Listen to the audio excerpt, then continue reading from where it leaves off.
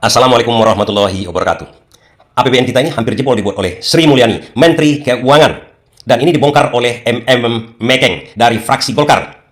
Dan ini berkaitan dengan keadilan yang setara yang dikatakan Anies Baswedan, apalagi di bidang pendidikan. Bagaimana kalau saya bayangkan kepada kawan-kawan, ada orang yang dikirim sekolah kedinasan namanya, udah S1 dia ini, kemudian mengambil S2, disekolahkan oleh negara, dibiayai oleh negara, itu rata-rata mendapat 8 miliar per orang. Belum sampai di situ. Oke, fine-fine saja kan? Coba bayangkan, bandingkan dengan seorang murid SD, SMP yang jumlahnya 91 juta, itu rata-rata untuk biaya pendidikan diberikan oleh negara dengan amanat undang-undang yang mengatakan bahwa biaya pendidikan itu seharusnya 20% dari APBN kita, diamanatkan undang-undang. Cuma mendapatkan anggaran 1,6 yang menikmati 1,5 juta per orang.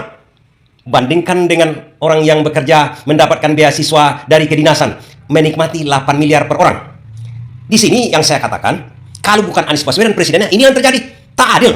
Orang sudah bekerja, bergaji, kemudian disekolahkan lagi, dapat 8 miliar per orang. Dan bandingkan anak-anak SD sampai SMA. Di seluruh Indonesia ini, untuk biaya pendidikan cuma diberikan oleh negara 1,5 juta. Itulah untuk menggaji gurunya, segala macamnya. Dan ini, yang 8 miliar per orang ini, dengarkan kontennya nanti yang saya share kepada kawan-kawan, rapat dengar pendapat antara Menteri Keuangan dengan anggota DPR, di mana Menteri Keuangan dirujak oleh Mekeng dari fraksi Golkar ini. Ini bisa jadi ajang korupsi, atau memang disengaja untuk ajang korupsi. Dan ini bersalahan betul dengan cita-cita Anies Baswedan tentang keadilan yang setara. Artinya, ini akan terus terjadi. Kalau Prabowo presidennya, kalau bukan Anies Baswedan presidennya.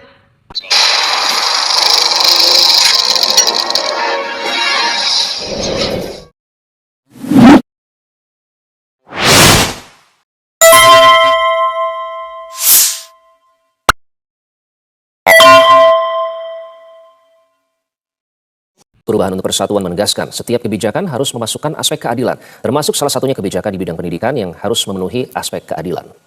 Kebijakan yang disusun harus memasukkan aspek keadilan dalam penyusunannya. Kalau dimasukkan aspek keadilan, maka setiap Anda menyusun kebijakan, ada pertanyaan dijawab. Sudahkah kebijakan ini memenuhi aspek keadilan? Apapun yang dibuat. Gunakan istilah keadilan sosial bagi seluruh rakyat Indonesia. Dengan adanya kesetaraan itu, maka siapa saja yang tinggal di mana saja, anak-anaknya mendapatkan kesetaraan kualitas pendidikan, mendapatkan kesetaraan untuk pelayanan kesehatan yang berkualitas. Ya, kalau Anies berbeda dengan Prabowo, kebijaksanaan apapun itu, baik di pendidikan, di pertambangan, di departemen apapun, itu harus mencerminkan keadilan yang setara, keadilan sosial bagi seluruh rakyat Indonesia. Dan dirujaknya Menteri Sri Mulyani ini oleh Mekeng ini bermula dari kader dari Golkar ini melakukan kunjungan ke daerah, ditemukanlah sekolah-sekolah yang amburadul. Memang kemarin ini kan terjerat juga Mendikbudnya, Nadiem Makarim, tukang korupsi. Kenapa saya katakan Nadiem itu korupsi? Karena sudah dicekal oleh KPK. Temuin terakhir nih Bu ya.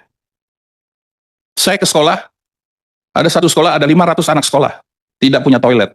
Saya tanya ke yang perempuan, kalian kalau mau ke toilet kemana? Kami lari ke rumah penduduk. Bagaimana saya nggak sedih Bu? Ada anak kecil, mereka langsung ngomong, Bapak tolong bangunkan kami asrama. Kami tinggal di atas gunung. Tiap hari harus pulang dari atas gunung ke kecamatan untuk ini. Harus buatin asrama. Nah ini keadaan sekolahnya Bu. Ini saya foto langsung. Melihat keadaan di lapangan seperti itu, si Mekeng dari fraksi Golkar ini melihat anggaran kita. Padahal anggaran pendidikan kita itu 20% dari APBN. Paling besar dari seluruh untuk departemen-departemen yang lain. Kenapa sekolah-sekolah di Indonesia ini kok begini, amburadul? Padahal untuk tahun ini atau tahun yang akan datang itu 20% itu sekitar 700 triliun, yang paling besar sekarang ini. Nah ini, anggaran pendidikan. Anggaran pendidikan 2020, 547 triliun. Baru kemudian si Mekeng ini masuk, kemana saja anggaran itu dipergunakan. Yang besar ini kemana-mana aja. Di sini letak akal-akalannya. Menteri Keuangan sebenarnya mengalokasikan anggarannya. Padahal yang penting itu gedung-gedung sekolah untuk SD, SMP, SMA. Tapi kemana? Kok besar? Kok amburadul begini? Sekolah tidak diperhatikan? Maka ditemukanlah oleh si Mekeng ini seperti berikut. Nah sekarang kemana anggaran pendidikan itu dinikmati? Pendidikan formal dari tingkat dasar, pendidikan dasar sampai menengah itu 33,5 triliun. Pendidikan tinggi 57,7 triliun. Totalnya 91,2 triliun. Berapa orang yang menikmati itu 91,2 triliun? Itu totalnya kurang lebih 62 juta siswa dari SD sampai perguruan tinggi. Artinya, kalau saya bagi rata-rata per orang yang menikmati dari anggaran itu sekitar 1.500.000 per orang per tinggi. Masuklah di situ untuk gaji guru, kemudian untuk pembangunan sekolah, macam-macam. termasuk beasiswa anak-anak. Pendidikan kedinasan 104,5 triliun. Siapa yang menikmati itu? Dan itu berapa orang? Hanya 13.000 orang. 13.000 orang memakai anggaran 100,45 triliun. Ini yang saya sampaikan dari tadi, itu pendidikan yang berkeadilan. Nah, jelas sama kawan-kawan, kita coba bagi lagi. 104 triliun dibagi 13.000 orang cuma yang menikmati. Berapa per orangnya? Orang ini sudah bekerja, kemudian disekolahkan lagi untuk dari dinas dia. Untuk mengambil S1, S2, S3, S4, S10. Dia menikmati 8 miliar per orang. Di mana letak keadilan yang setara yang dikatakan Anies Baswedan, yang dikatakan oleh Mekeng ini? Saya selalu berprinsip, kalau sudah tidak ada keadilan lagi, kalau sudah ada akal-akalan memisahkan satu di anjung tinggi-tinggi yang kecil-kecil. Itu yang kecil-kecil itu. SD, SMP, SMA yang 91 juta orang Indonesia ini dikecilkan, dizolimi. Seharusnya mereka yang diperhatikan bukan orang kedinasan ini. Orang yang kedinasan ini mau sekolah mau enggak tergantung dia. Dia kan digaji oleh negara. Ini. Dan setiap hal-hal yang janggal seperti ini adalah ancang-ancang korupsi. Pembuka jalan korupsi. Jangan-jangan Sri Mulyani melempangkan calon-calon. Ada orang yang mengorder ini. Untuk apa? Biasa, oligarki untuk mendapatkan keuntungan dari situ. Jadi, bagaimana kita mau memperbaiki pendidikan? Kalau anggaran 20% itu lebih banyak dipakai oleh kedinasan. Harusnya anggaran kedinasan itu dimasukkan ke dalam anggaran kementerian dan lembaga masing-masing. Sudah dialokasikan di sana, jangan disentuh 20% ini. Kalau 20% ini tidak disentuh, pasti anak-anak sekolah dan anak-anak kita pasti akan lebih baik. Yang menyedihkan juga, udah anggaran sedikit, dikorupsi pula. Untuk internetnya BTS dikorupsi, untuk komputernya dikorupsi yang lagi ribut sekarang. Sekarang 2025, 21 tahun, Indonesia masih ribut. Anggaran 10 triliun sekarang sedang dibongkar. Ini kan ironis tuh. Kita mengharapkan Indonesia emas tahun 2045, tapi anggarannya dikorupsi. Anggaran pengadaan laptop dikorupsi, untuk jaringan pun dikorupsi. Terus yang lebih nggak adil lagi, kedinasan yang cuma 13.000 orang, make 104 triliun. Lebih besar yang pakai cuma 13.000 orang. Sementara 63 juta anak didik dari SD sampai perguruan tinggi, hanya 91 triliun. Ini tidak adil. Nah, saya berharap apa yang saya sampaikan ini didengar oleh Pak Prabowo. Karena saya yakin Pak Prabowo punya hati, dan dia ingin anak-anak Indonesia itu menjadi anak-anak yang pintar. Saya senang ini, Ibu tadi sampaikan bahwa ada sekolah rakyat, ada pendidikan, tapi harus beradilan. Yang dinas-dinas ini, mereka kan sudah S1. Ngapain lagi pakai anggaran untuk anak-anak yang buat SD ini?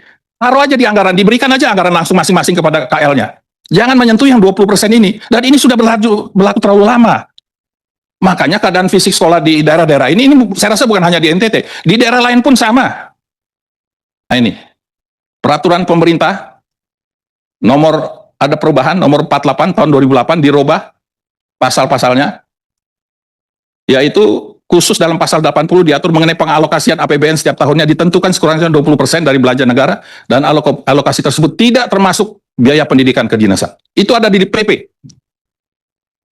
Jadi ini sudah jelas pegangannya. Anggaran dasar UUD 45-nya jelas, Undang-Undang Sisdiknasnya jelas, Undang-Undang Keuangan Negaranya jelas. Tinggal sekarang hati daripada bapak-bapak dan ibu menteri pemegang kekuasaan ini mau tidak merubah ini. Jadi kalau yang dinas-dinas sudah S1 itu dikecilin aja dulu deh. Kasih yang di bawah ini supaya tahun 2035, 2045 kita bukan Indonesia, kita bisa mencapai Indonesia emas dan bukan Indonesia cemas. Saya rasa ini yang saya ingin sampaikan. Dan perhatikan cara ngelesnya Menteri Keuangan ini. Katanya yang 104 itu tidak masuk ke anggaran yang 724 ini, yang 700 triliun yang menurut Mekeng ini, karena Mekeng padahal sudah menyebutkan ini termasuk ke dalam anggaran, dimasukkan oleh Menteri Keuangan ke dalam anggaran pendidikan, menumpang di situ. Ini sebenarnya yang dikuliti oleh si Mekeng ini, tapi tengok cara dia ngelesnya. Dan seperti si Mekeng ini juga, dia menjual nama Prabowo. Kedinasan tidak termasuk dalam anggaran pendidikan. Jadi 700 tadi itu tidak termasuk anggaran kedinasan. Tidak termasuk dalam perhitungan 20%. Jadi memang mereka masuk di dalam anggaran dari kementerian seperti yang Pak Melki sampaikan. Mengenai desain dari belanja pendidikan ini terus terang termasuk yang menjadi perhatian Presiden Prabowo. Karena Bapak Presiden kan. Nah, inilah rusaknya negara ini. Kalau DPR itu sekedar mengawasi, sekedar omong-omong. Padahal ini sudah diungkap Nampak akal-akalannya oleh si Mekeng dan dijawab oleh Sri Mulyani seakan-akan diplomasi. Ini Prabowo yang nyuruh ini. Kalian kan di bawah Prabowo juga. Kalian masuk koalisi Indonesia Maju. Udah terbongkar ini rahasianya, akal-akalan dari Menteri Keuangan ini. Karena dia jual nama Prabowo dan si Mekeng jual juga nama Prabowo. Ujung-ujungnya apa? Ujung-ujungnya bisa-bisa kompromi nih. Tapi narasinya ke publik nggak masuk ke situ. Tapi dimasukkan juga. Karena itu yang dibongkar oleh Mekeng ini. Walaupun tidak dimasukkan ke dalam anggaran pendidikan, tidak mengambil anggaran pendidikan, tapi ini tetap tempang. Walaupun dibiayai oleh kementerian masing-masing. Misalnya Kementerian PU menyekolahkan ke luar negeri, dinas kedinasan, pegawai-pegawainya, tetap timpang, harus disamakan dengan murid-murid yang lain. Beasiswa murid-murid SD biasa, SMA biasa, atau mahasiswa yang disekolahkan ke luar negeri, harus sama. Jangan timpang seperti itu. Mentang-mentang dia pegawai negeri, kemudian disekolahkan ke luar negeri, dengan biaya kedinasan, atau sekolah-sekolah kedinasan, mendapatkan biaya besar. Ini yang rusak. Dan potensi korupsinya besar. Menteri Sri Mulyani memasukkan itu ke dalam komponen biaya pendidikan itu, mengambil biaya pendidikan, mengambil biaya anak-anak yang ingin disekolahkan itu. Yang 61 juta itu diambil dari situ untuk membantu membiasiswakan latiung-latiung yang sudah bekerja ini. Dan itu bukan sedikit, boleh saja, sekolahkanlah. Kedinasan segala macamnya. Tapi jangan menyolok seperti itulah. Ini dapat 1,5 juta per orang. Kalau ini 8 miliar per orang. Timpang, keadilan setara. Artinya apa? Ada kemungkinan korupsi, kata si Mekeng ini kan. Saya berpendapat juga seperti itu. Dan Anies Baswedan mengatakan kalau tidak ada keadilan yang setara, tidak ada keadilan sosial, potensi korupsinya besar situ. Jangan-jangan ini memang udah diatur dari belakang.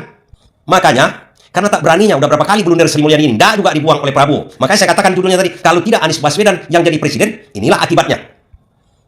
Oke, segitu aja dulu ya. Kita teruskan dukung Anies Baswedan. Tak berubah-ubah negara ini kalau tidak Anies Baswedan jadi presiden kayaknya.